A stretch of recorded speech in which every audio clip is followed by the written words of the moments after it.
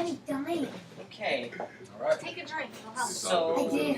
And the cookies are kosher. Excellent. Oh. Thanks. It's really sweet. Oh yes, everyone, we have refreshments.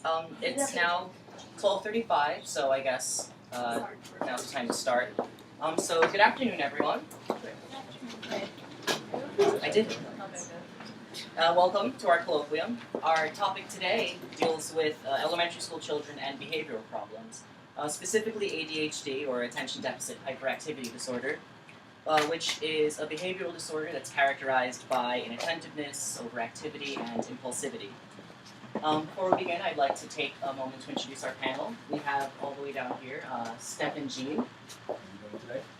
Stefan is concerned with the way that ADHD is labeled and handled, having experienced firsthand the issues associated with the diagnosis. And next to him we have Esther Ellie. She is a sophomore in RCC, and though she hasn't dealt with ADHD personally, she would like to see more awareness of labeling in schools. And here to my left, we have Alexa Jones. She's also a sophomore. She has witnessed a peer that was diagnosed with ADHD and put in a class for kids with special needs, even though he was a normal kid with no mental issues. And I'll introduce myself. My name is Will Rivera, and I will be asking questions and posing questions for the group. And over here is Rachel Fonseca. She grew up with ADHD as a child and outgrew it through the years. She has experienced ADHD labeling firsthand and is very passionate about the topic. And next to her, we have Tina Jordan, a single mother of two who has a child currently in a special education program. Hello. And last but not least, we have Hannah Van Halem. She's a mother of a toddler, and she's an OT student at RCC. She has worked in the past with special needs children. So the problem we're dealing with today is how can we improve the classification and treatment of children who have these difficulties in the classroom, these difficulties with ADHD? And so we'll be going into what's currently being done now, possible alternatives, we'll be going into how it's diagnosed and treated, and things like that.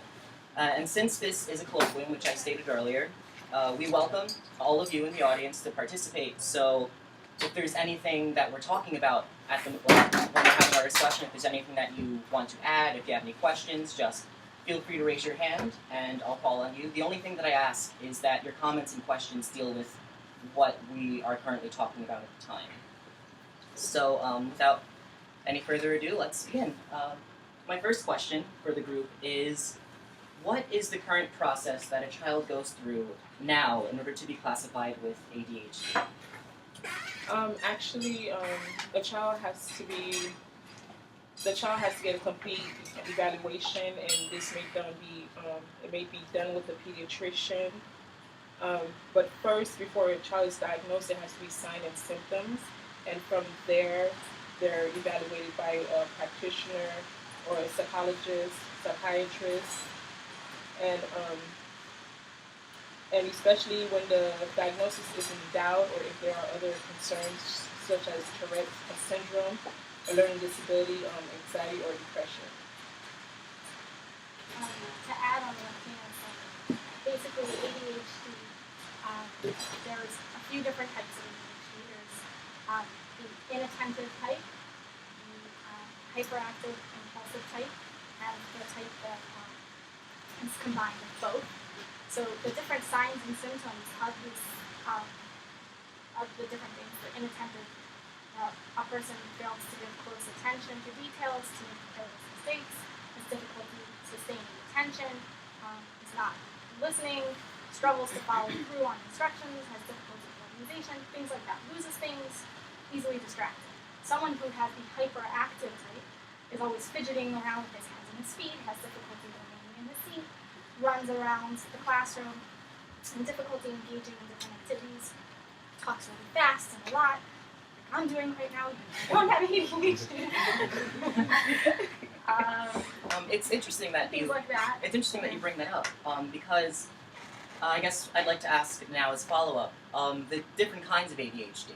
Are there necessarily different methods in order to diagnose? Like, if, for instance, if someone is more hyperactive, is that a different?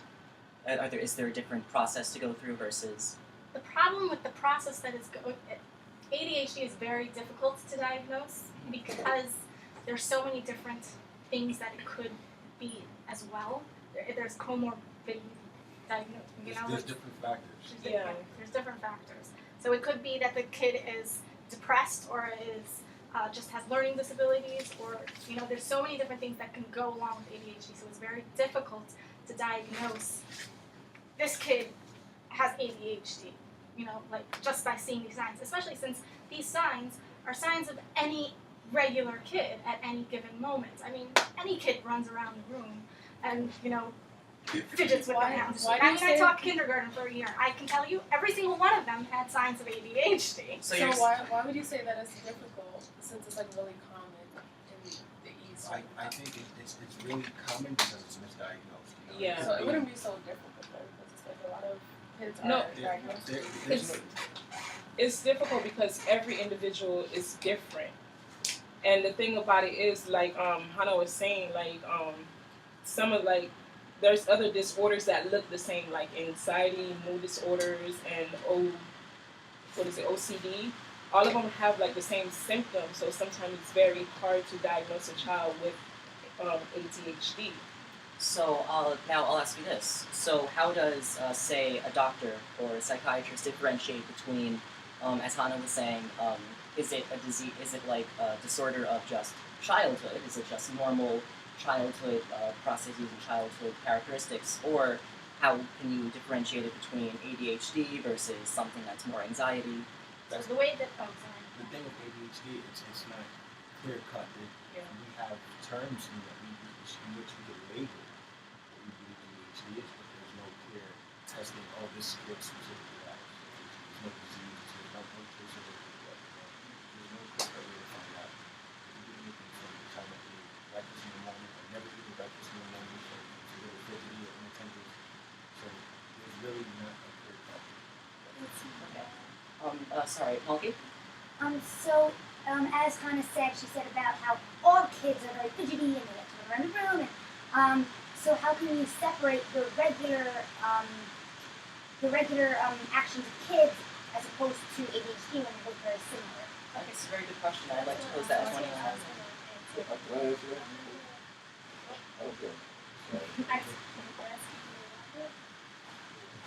Another aspect of the testing of, as you said, was at home they are a certain way, and another thing that they do at home with the psychologist, they actually listen to the parents, about the children, ask them like how do they act.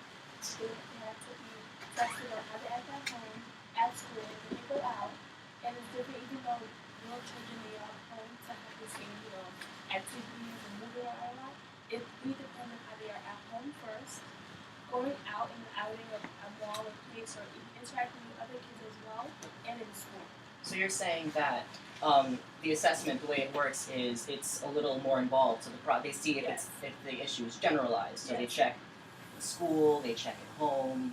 Yes, many children are different. Many children are different. Even though they have some aspects as the same, they are different from being at home, where they can be a certain way at school, but at home they can probably be quiet.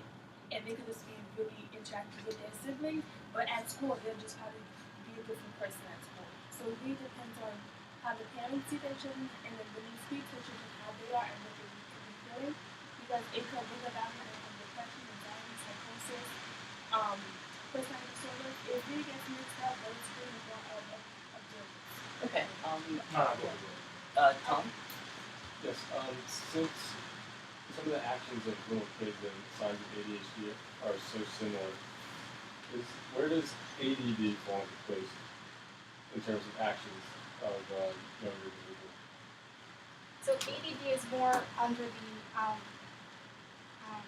the first type of ADHD, where they're more inattentive, so they have different signs and symptoms.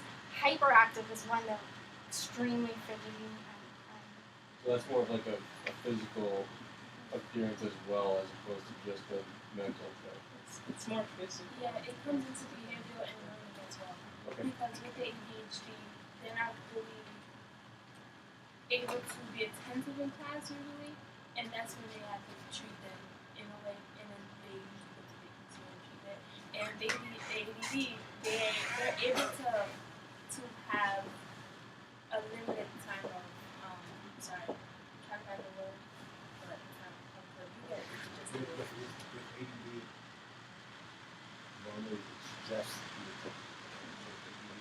say a child sits in class and the teacher starts on the board, that kid, could flip over and attempt to find out something yesterday. Or there'll be playtime amongst the children, and when the teacher walks in, all the other children stop because they see the teacher come in, and they're able to start class. But that one kid who didn't institute, the teacher walks in, he's continuing to play, and the teacher, proceeds to yell at him for, So there are more physical signs with ADHD. Okay. Well, I'd just like to move on. Just one quick question to wrap up. I guess I'll pose this to everyone. The process right now that we were speaking about with the assessment, would you say, in your opinion, I know you've all looked into this, what are your thoughts on it, about what's currently being done? Would you like to elaborate? Can I just add sort of to the topic before, and then it also connects with this question. In order to diagnose ADHD and ADD, because there's no, it's more figuring out what they don't have. That comes up that, they basically rule out everything else. And then they say, diagnosis. yeah. So they rule out, okay, they're not depressed, they're not, they don't have a mood disorder, they don't have things like that. And then they say, as a last resort, well, then all the other signs and symptoms, this is what it must be. So would you say that it then, I guess, becomes sort of like a bucket that they just throw? Okay, so that's it's sort of a catch-all diagnosis. Right, exactly. So it's like every kid just kind of. I mean, I'm interested to hear like Rachel, because when you introduced her, you said that she had it and she outgrew it. So you guys are sharing things and she's shaking her head. It's as like to I say know a she lot can about it, but- you can identify to what they're saying. You say you outgrew it. Absolutely. How did you do that? See, Anything on it? now it's different from what it was back in when I was in second grade. Teachers in like second grade, like my one teacher, still sees me to this day now because my sister had him as a teacher. They didn't believe in everything that we're talking about now. They didn't believe in process steps to determine it. They just said, oh, this child is too hyper, this child's not participating in everything, so we feel she has ADHD, we need to take her to the doctor. They didn't believe in any of that. When you take somebody to a doctor, they're like, some doctors don't have the patience to sit there and do the process. They're like, okay, we're going to prescribe you Adderall. They're not supposed to do that nowadays. Nowadays, they need to sit down with the child and diagnose them the right way. Process. Sorry, I think he meant like more like how you like outgrew it, and as far as like what was your behavior? My behavior, I I was just very. I did take medication. I took Adderall for a really long time until I got sick and had to come off of it. I tried different medications. Medication does not help. If you try natural different things, it helps. So like, what methods did you try? I tried different. I got a lot of tutors back then. Like I tried different strategies. Like I did have mood disorders. I did have mood swings. So definitely, yeah, I knew I had ADHD. Like at first, I thought it was bipolar, but I knew I wasn't bipolar in third grade. But like, how did you feel as far as being diagnosed? I felt that I didn't have enough time to. I just felt like I was being like the whole labeling thing. I was young at the time. But now I feel that they just. So you didn't think that all of the steps I didn't think of all taken. the steps were taken Okay. that they should have been. Moving on. My next question. Oh, I'd like to move on. Do you mind? Oh, go ahead. Okay. My next question is, what are the effects of? Yes. What are the effects of an ADHD diagnosis / label on the child when they're in school? So, what kind of experience does a child have? How does it relate to his experience, the teacher dynamic, how parents come into play? Could I answer that? Absolutely. As far as being labeled, I think one of the I think the negative part of it as being as far as like if like when someone label you as something, it's like you take that like on as a role. Like if you were to label me as being lazy, then it's like, okay, I'm lazy, or this is who I have to be. With the ADHD, I mean, if you're gonna like label some of these kids with these stuff, I think it lowers